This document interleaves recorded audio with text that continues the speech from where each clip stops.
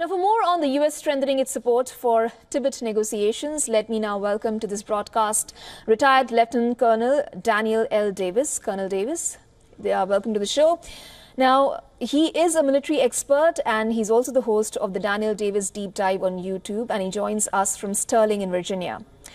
Colonel Davis, what does this act mean for the people of Tibet, and very importantly, how is China expected to react to it? Well, certainly for the people of Tibet, it's a lifeline.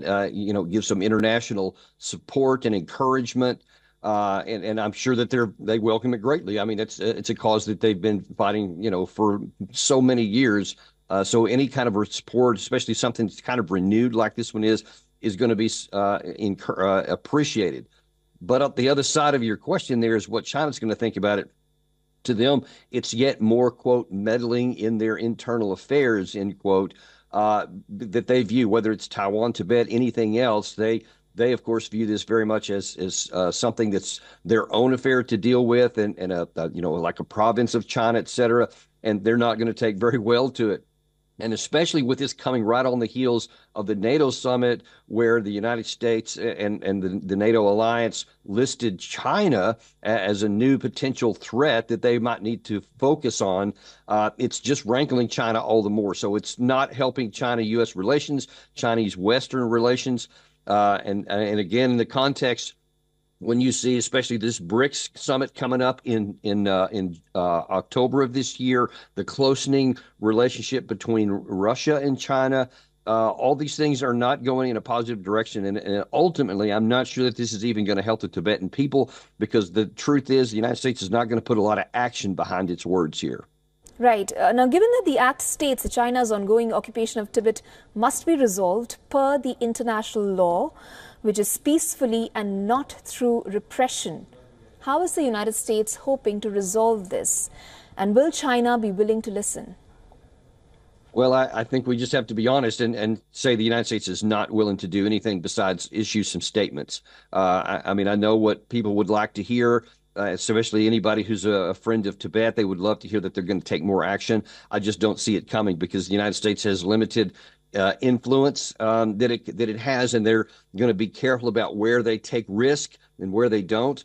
And I think that this is what they might call low-hanging fruit in the United States, to where it's an easy thing to do to issue a statement, but they're not going to put any effort into making anything change on the ground. They may issue more statements or more say that we support a peaceful resolution, but it's not going to result in any action. I don't see anything at all on the horizon. And if there was, I think that it would get a very strong negative reaction from China, which also could potentially have actions of their own to counter it, because they don't seem to be in a mood to just take lightly to anything that has to do with what they view as their territorial issues.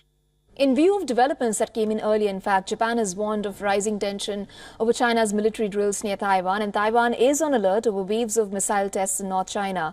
How do you view the continuing Chinese hegemony in the sea and its policy of flexing muscles at its neighbors? Let's not forget, this is also in the backdrop of China breaking tradition for holding a monthly press conference to answer questions on economic data and skipping the quarterly GDP briefing.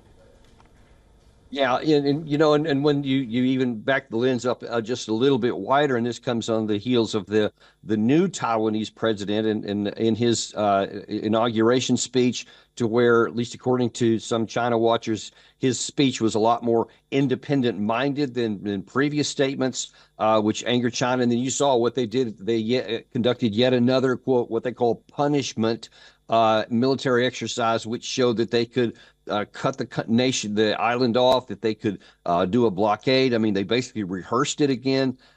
So everything that moves in this direction is bad for peace, for whether it's Taiwan, Tibet, or that region, and something we need to be very careful about. We have to be awful careful that we don't go so far with words and claims of affirmation that we potentially could actually exacerbate and feed Chinese fears that we're actually going to take some action that would lead to independence for any of these countries here, that could, make it easier for them to take action. I don't see that on the horizon at the moment, and I don't think this is going to be that spur, but it could be just another log on that fire moving in that direction. And I think America needs to be very, very careful about how it acts.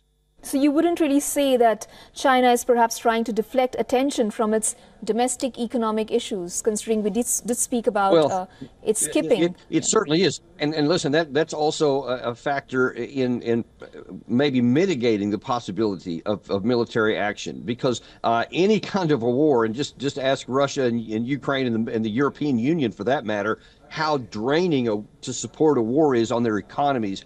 And obviously China's economy is starting to wobble and has a lot of negative signs. And if you choose to fight a war, it could have significant negative ramifications on you, especially heading into October. Okay, thanks, Colonel Davis, for joining us today with your insights. Always my pleasure. Thank you. For all the latest news, download the WION app and subscribe to our YouTube channel.